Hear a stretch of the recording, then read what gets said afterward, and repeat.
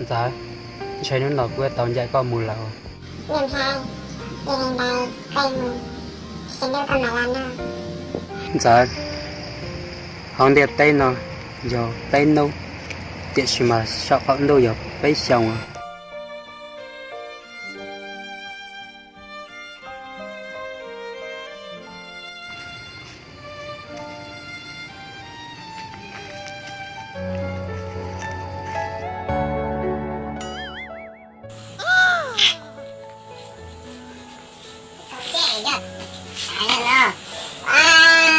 Hôm nay tại nó lại cái chuyện giận rồi hỏi ta nè. Ta tiếng kia.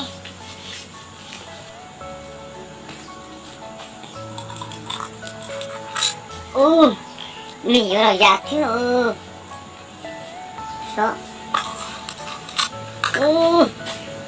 Ta tỉnh nó lên. Nhẹ sủa râu sủa ta vào nó nè.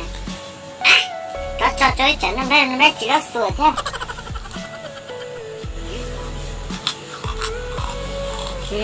Khó nó mà nó đã tìm nghỉ xuống nó mới rồi này.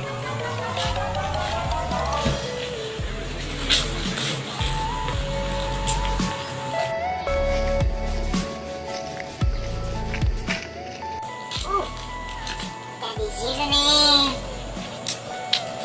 Một chơi cho gì nè. Là gì chứ.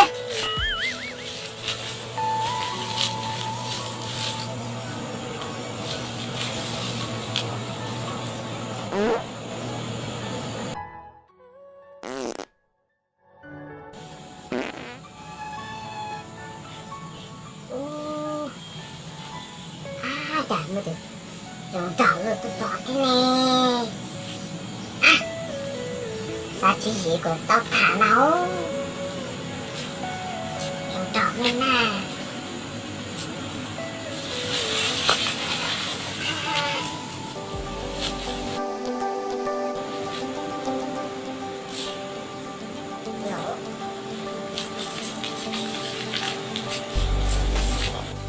Thì nè.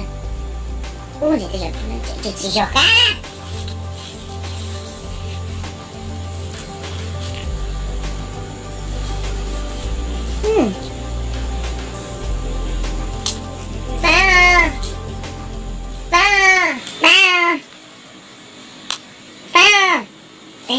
Chỉ nói thế này. Ba thế nữa. Nhà thế này tôi trước cũng ba. Chị con luôn nè. Nhà thì tôi cũng tê. Chị này cũng ít tê. Nên giờ thế này tôi cũng sẽ lo.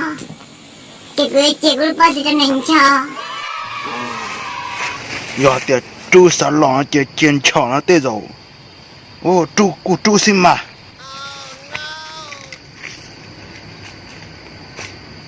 Tôi mở cái hệ đá chứ nó. Chị rồi, cô hãy tiền. Nên chị trước cũng ba. Chị cũng chơi được có cô luôn nè. Nên chị trước cũng sẽ lo. Chị cũng lúc bó chị cũng chơi cho nên cho nó. Giờ thì chúng na nó tê rồi. Có nó có thiên đà. Giờ nó chỉ sẽ lo nữa.